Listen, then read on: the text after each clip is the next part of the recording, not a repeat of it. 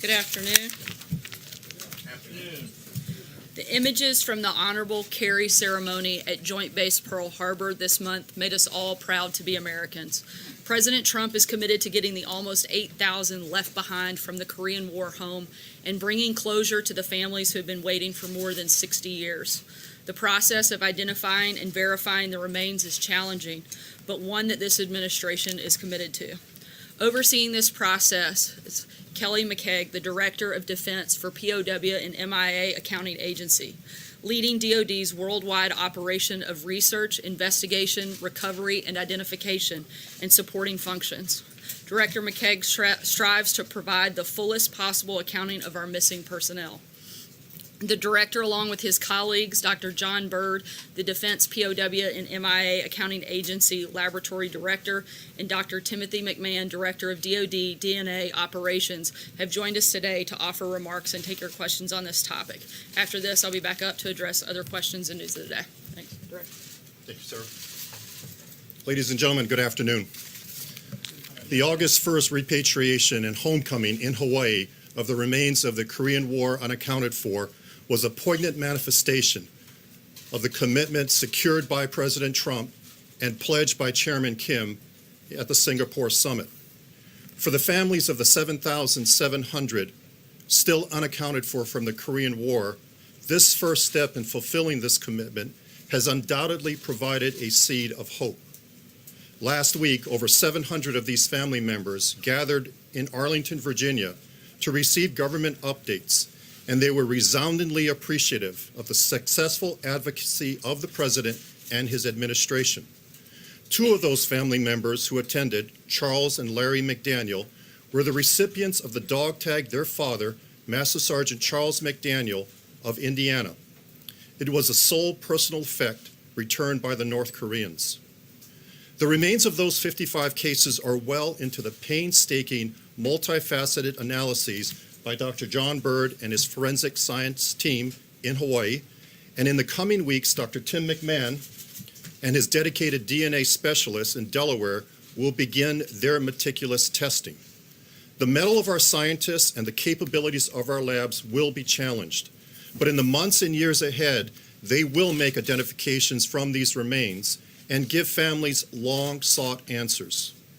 We are guardedly optimistic the 1 August repatriation is the first tangible action of others with which we will be able to account for more of our missing from the Korean War.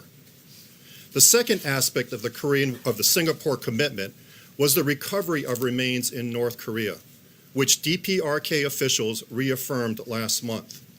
We are in the midst of exploring next steps as well as discussions with the Korean People's Army for the express purpose of resuming joint field operations and having additional repatriations.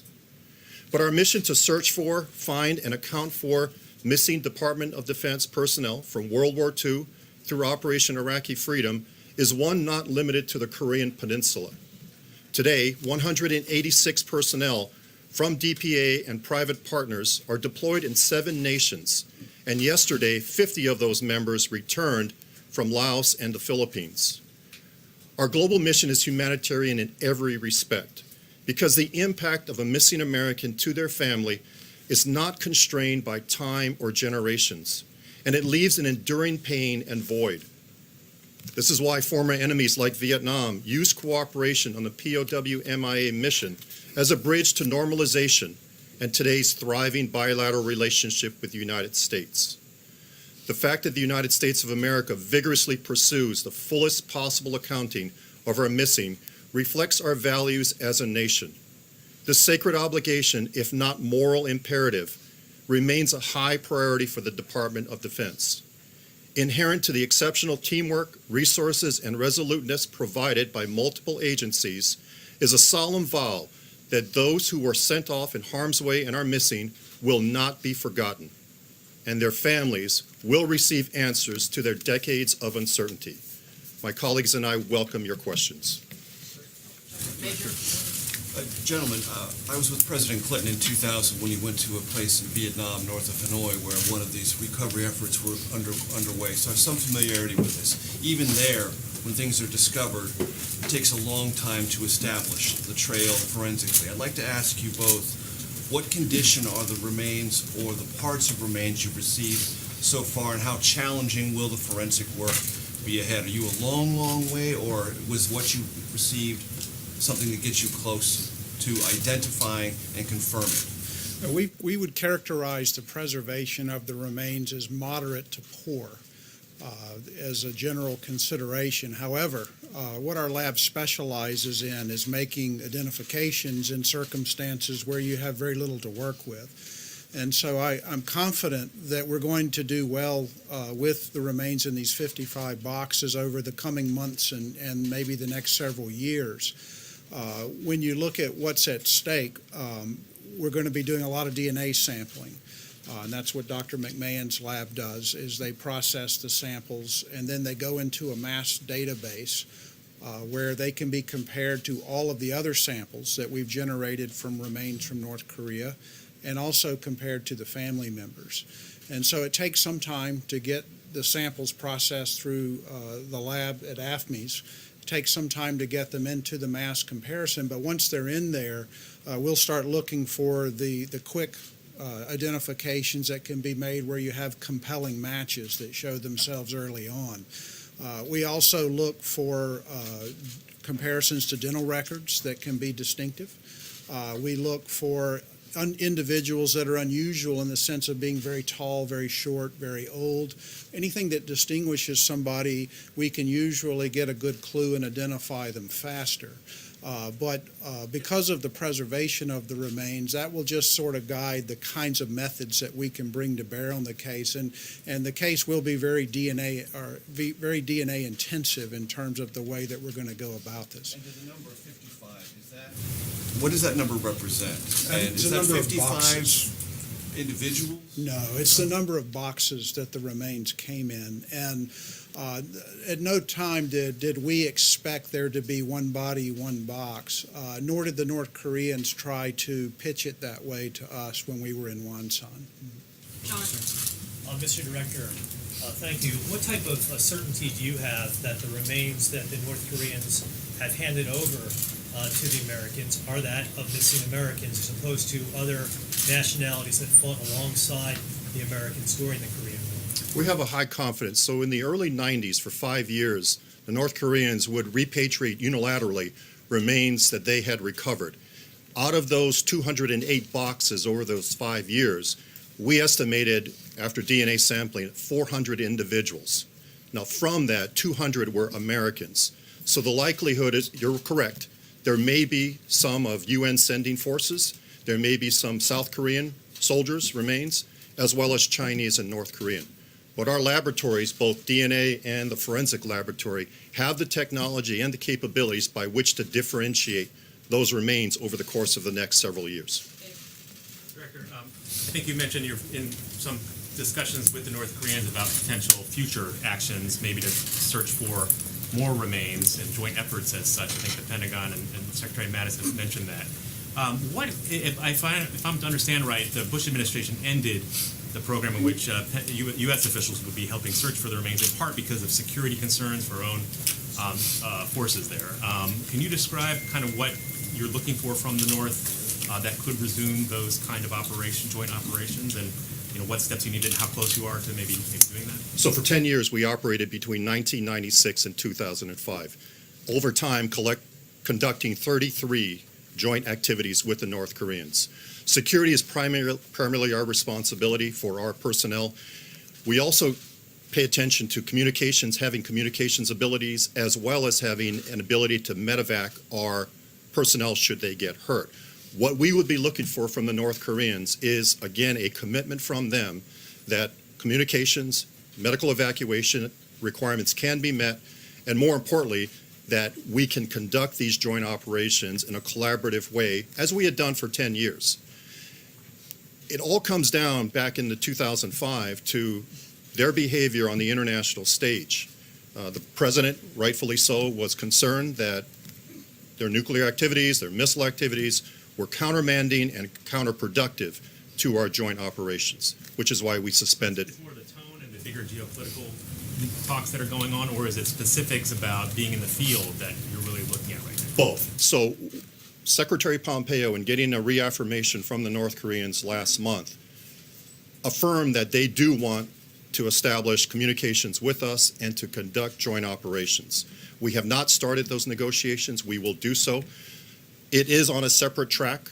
However, as you well pointed out, it could be drawn into the greater geopolitical stream. But for now, we're treating it as a military-to-military contact, but more importantly, as a humanitarian endeavor that's separate and distinct from anything else. And by the way, the 45 countries that we work with all rightfully recognize this as a humanitarian endeavor, including countries like Russia and China, where we have tremendous cooperation with them.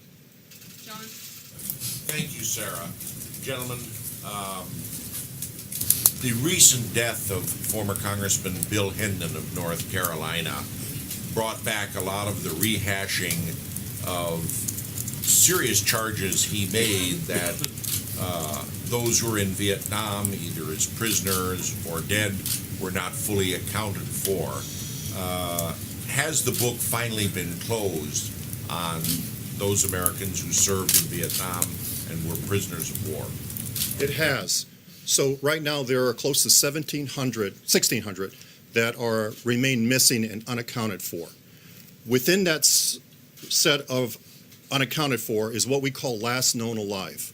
It's a small subset of individuals who, for whatever reason, were seen alive at a certain point during the war and remained unaccounted for. Our priority with the Vietnamese is to get at that subset, small subset. I think it's down to 25, not necessarily prisoners of war, but again, last known alive at the time that they were seen. Take one last question, Brian. Real quick, of the remains in the 55 boxes, can we confirm for a fact that all of them are human remains, or are we still questioning that? Yes, we did a cursory inspection of the remains in Wonsan before we loaded them onto our military aircraft, just to ensure that at least some of what was in each box was human. When we got to Osan in South Korea, we spent 2 days going through every box in detail, conducting what we call a field forensic review. Purpose of that review is to ensure that every item is consistent with being human, and if there were any animal remains, we would have culled them out at that point. As it was, we did not find any animal And a quick remains. follow-up, do we have any idea how many people that we're looking at yet? No, we don't. There is a scientific process to estimate that, and I wish it were very fast, because I think a lot of people would really like to know. The families would love to know that information, but unfortunately, it's going to take months of analysis to start to get a refined estimate. Sorry, just one last question. Sarah, thank you. Do you have a timeline for bringing back more remains? And can you characterize what it has been like to work with the North Koreans on this particular part of this process? Have they been working with you in good faith at every step of the way? Okay, so the first question is, as Mr. McKeag mentioned, we're in the process of planning next steps, so we can't say we have any timeline today for bringing back more remains. We're hopeful that we will be in the not-too-distant future. I will say, though, in terms of having worked there, I worked there in the past during the 1996 to 2005 years. I spent a lot of time in the field there.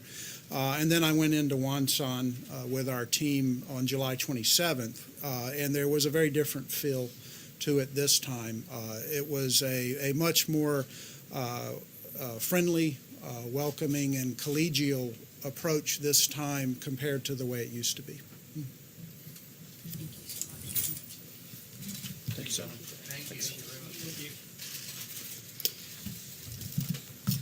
Thank you, Director. Looking ahead to next week, Ambassador Bolton will meet with officials in Israel and Ukraine, as well as with his Russian counterpart in Geneva, as a follow-up to the Helsinki summit to discuss a range of important national security issues. Lastly, we extend our prayers to the families of those injured and deceased after the tragic bridge collapse in Genoa, Italy, as well as to the victims of this morning's attack in London. The president condemns this horrible attack on innocent civilians, instead is ready to provide assistance to the United Kingdom. And with that, I'll take your questions. Jonathan? Sarah, we've heard from the president via Twitter on Omarosa describing her as crazed, a crying lowlife, a dog. Is this any way for a president to talk about any American, let alone somebody that he hired and made the highest ranking African-American woman that served in his White House? I think the president is certainly voicing his frustration with the fact that this person has shown a complete lack of integrity, particularly by the actions following her time here at the White House. Why did he hire her? I mean, why didn't he hire somebody he's describing as a dog, as a Look, the lowlife? president wanted to give her a chance, and he made clear when General Kelly came on, and he voiced concerns that this individual didn't have the best interest of the White House and the president and the country at heart. The president said, do what you can to get along, and if you can't, he gave him full authority to carry out the decision to let her go. Steve? What is his strategy in continuing to respond to the charges in this book? Why does he just ignore it? Look, I think he's made, again, the frustrations. I think not only those of us here in the White House, but frankly, I think most of America would be happy to ignore it. Unfortunately, the individuals in this room continue to create a large platform for somebody they know not to have a lot of credibility, for someone they frankly refuse to give a platform to when they worked here at the White House. It wasn't until this individual started to negatively attack this president and this administration and try to tear this entire place down that she received the type of platform and rollout that she's getting. I think it would be great if every single person in this room and every single person in the administration never had to talk about this again, and we actually got to focus on the real policies and the real things that not matter just to people in this building, but certainly all Americans, African Americans, Hispanics, and everybody in between. I think that would be the best thing that we could certainly do for our country. Jill? Thank you, Sarah. What do you say to critics who see his attacks on Omarosa as part of a pattern of insulting prominent African Americans? People he's taken criticized recently include John Lemon, Maxine Waters. He's claimed that football players protesting racial injustice don't know what they're protesting. Look, the president, this has absolutely nothing to do with race and everything to do with the president calling out someone's lack of integrity. The idea that you would only point a few of the things that the president has said negative about people that are minorities. The fact is the president's an equal opportunity person that calls things like he sees it. He always fights fire with fire, and he certainly doesn't hold back on doing that across the board. And then, have you signed an NDA? I'm not going to get into the back and forth on who has signed an NDA here at the White House. I can tell you that it's common in a lot of places for employees to sign NDAs, including in government, particularly anyone with a security clearance. Me? Yeah. Sorry. Unless there's another Annie back there, I don't know. The president said that he kept John may be happy to go by Annie if that means he gets to take your question, but The president said he kept Omarosa on despite complaints from her colleagues because she was personally supportive of him and said nice Sorry, I things can't about hear him. He said he kept her on despite complaints about her behavior because she was personally supportive of him and said nice things about him. Is that true of any other officials that are working in this White House right now? I'm not aware of that. Justin? Since you don't want to talk about Omarosa, I have a bunch on Turkey that hopefully you'll let me get through. A bunch. I don't know. We'll do our best. Do you have a reaction to President Erdogan calling for a ban on U.S. electronics like iPhones? And would the president encourage a similar ban on Turkish products by Americans? I certainly don't have a policy announcement on that front at this point. Sort of the same vein, there was a report from our colleague at Reuters that the U.S. is warning Turkey of increased pressure. So I'm wondering if you have details on how that was conveyed, what additional steps might look like, and if the U.S. would take additional steps before the hearing for the detained American pastor on October 12th. How the information from Turkey was received, or how the information from the United States to Turkey. I can tell you that at the Turkish ambassador's request, as you know, Ambassador John Bolton met with the ambassador of Turkey yesterday here at the White House and continued to raise and point out the concerns that we have. One last one. The president encouraged Israel's government to release a Turkish citizen in July, and did that contribute to his frustration with Erdogan not releasing this American pastor? question. Certainly, the president has a great deal of frustration on the fact that Pastor Brunson has not been released, as well as the fact that other U.S. citizens and employees of diplomatic facilities have not been released. And we're going to continue to call on Turkey to do the right thing and release those individuals. Sager. Thanks, Sarah. Does the president or this White House believe that it is a violation of Department of Justice protocol if the special counsel's investigation goes beyond September 1st? I'm not going to say that we would say necessarily a specific violation, but I think we've been very clear that not only do we, but all of the American people want this to wrap up. John? Yeah. Thank you, Sarah. Two questions on Turkey. As the relationship between the president and President Erdogan grows peripherous, my question very simply is, are we going to see the restoration of the readouts on calls between the president and other world leaders?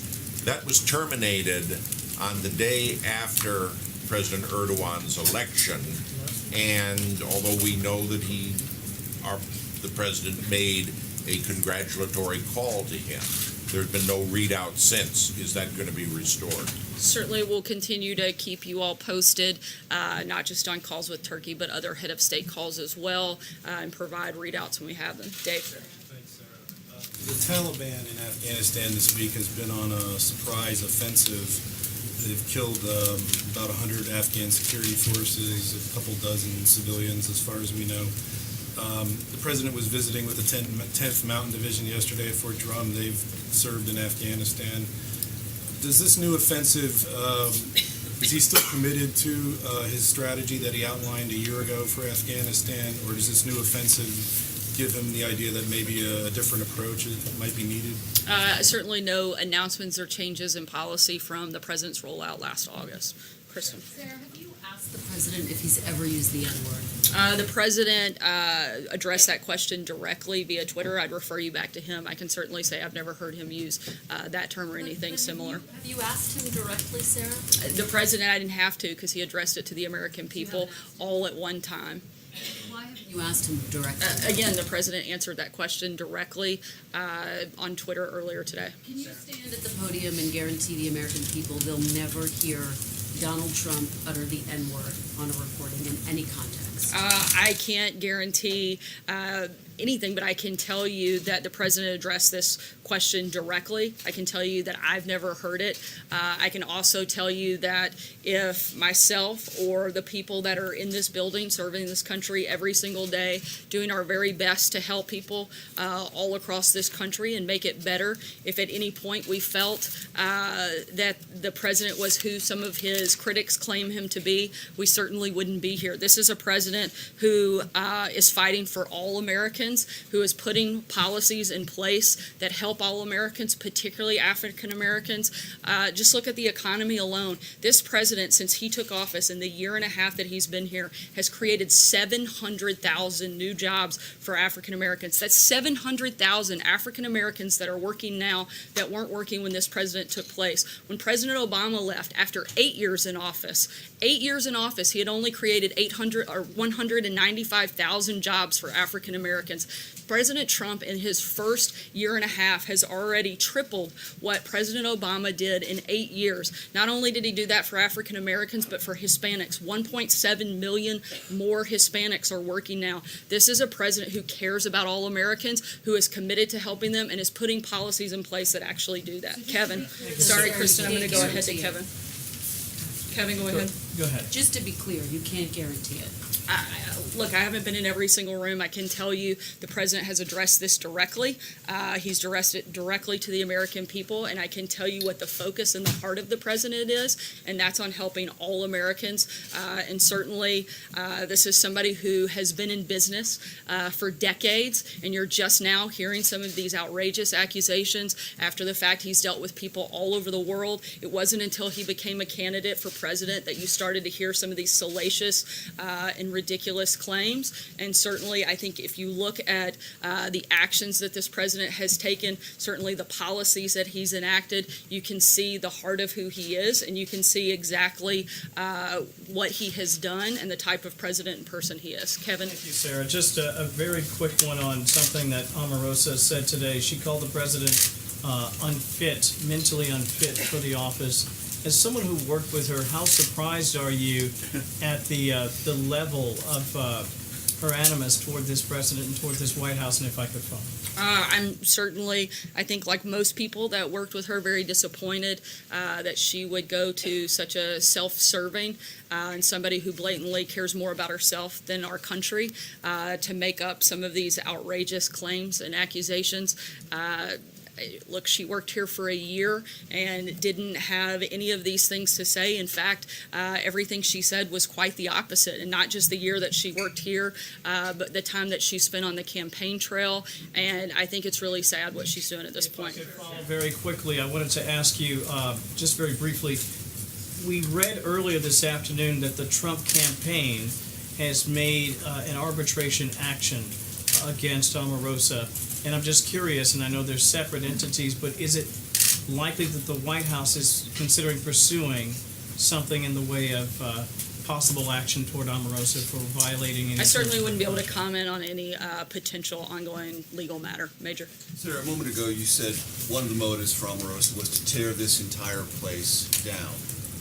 What do you mean by that? And do you have, or others here have, ongoing concerns that while she was here, she taped other conversations that could either be damaging to the reputation of this White House or revelatory of something you'd rather keep private? I think the greatest concern we have is the lack of integrity that this individual has shown. One other thing, Sarah, she played a tape recording of a conversation with the president. Do you have any doubt that that is an authentic conversation that she had with the president? I don't. Okay, then related to that, the president said he was unaware in that conversation. Was that a truthful representation of what he knew at the time, or was he just trying to make Omarosa feel better? As I said moments ago, the president had a direct conversation with General Kelly, asked them to try to work things out. If it didn't, he gave General Kelly the full authority to make decisions about hiring and firing, including with respect to Omarosa. Because he knew what had happened, and he knew he'd approved it. On the timing, I think he knew that it was certainly a possibility, but as to the fact whether or not General Kelly had called the president, I don't think he had at that point. Steve? Yes, Sarah, repeatedly we've heard the president declare that the so-called Islamic State terror group has been practically vanquished, especially in Iraq and Syria. Well, the Defense Department yesterday, the lead inspector general for Operation Inherent Resolve, in fact, says that their forces are estimated to be anywhere between 28,600 and 31,600 fighters, which would be about the number that they had at their peak. So has ISIS been practically vanquished? Certainly we know that the caliphate has been practically destroyed. Certainly there are continue to be ISIS fighters, and that's why we continue to take all of those threats seriously and look for ways every single day to defeat them and protect American people and our allies. Mike? Can I go back to the race question again? I get that you can cite statistics that might be positive statistics for policies that the president has done vis-a-vis African Americans and other minorities.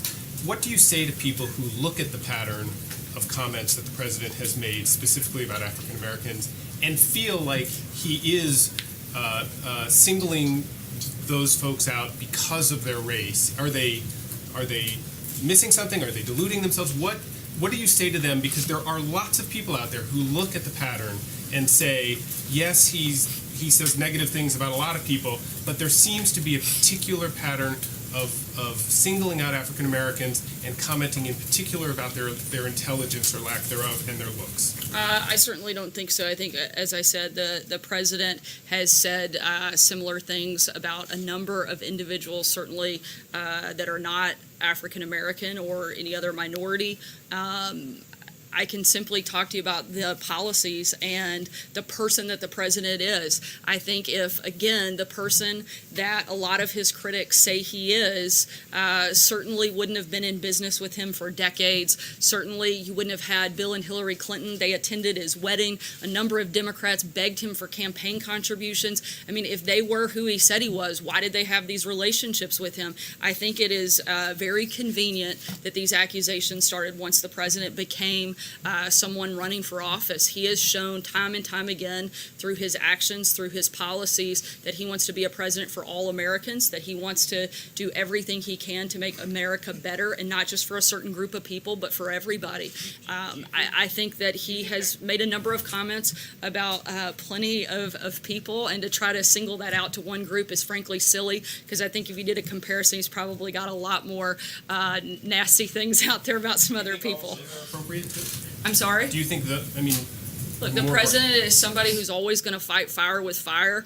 This is something that isn't new, and it's something the American people knew when they voted for him, and they overwhelmingly elected him to be the president of the United States. And since he took office, he has governed in a way that is helping all Americans. Frankly, if we want to look at who's creating divisions in the country, I think the media has done more to divide this country, certainly far more than this president ever has, by elevating people like the author of this book, by focusing on a sparsely attended rally instead of all of the policies that this administration and that this president are enacting that are helping people not just on the economy, but on school choice, on prison reform that's disproportionately affected African Americans and Hispanics. This is a president who is governing to help all Americans, and I think we'd all be better off if the media gave that just a little bit more attention. John? Thanks a lot, Sarah. You expressed how you feel about Omarosa since the publication of this book. How was she viewed by fellow staff members here at the White House while she worked here? Did she pull her own weight? Was she viewed as untrustworthy? Did you trust her?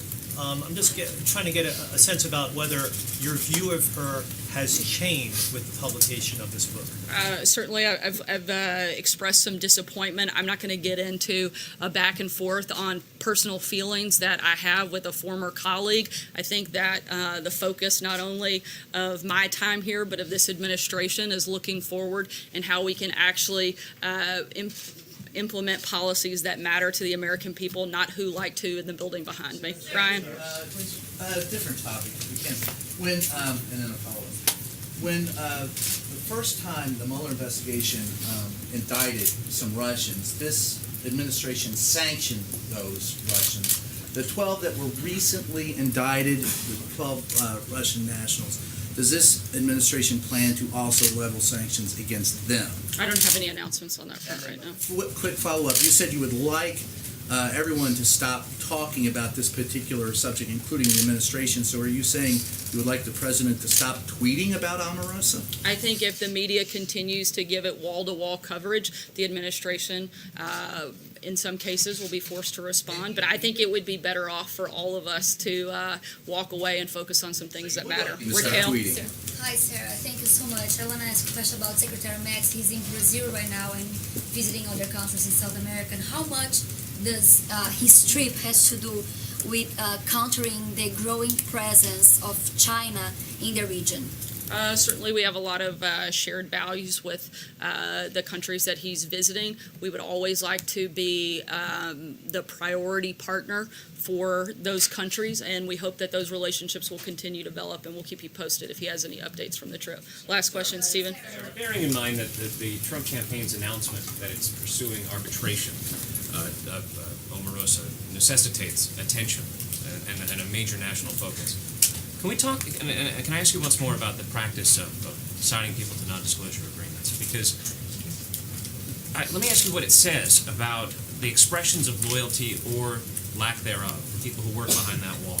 Why do people need to be contractually obligated to forever after, in perpetuity, never say anything negative about the president, any member of his family, any product they should produce? Why is that necessary? Look, again, it's common in a lot of corporations to protect the corporate interests.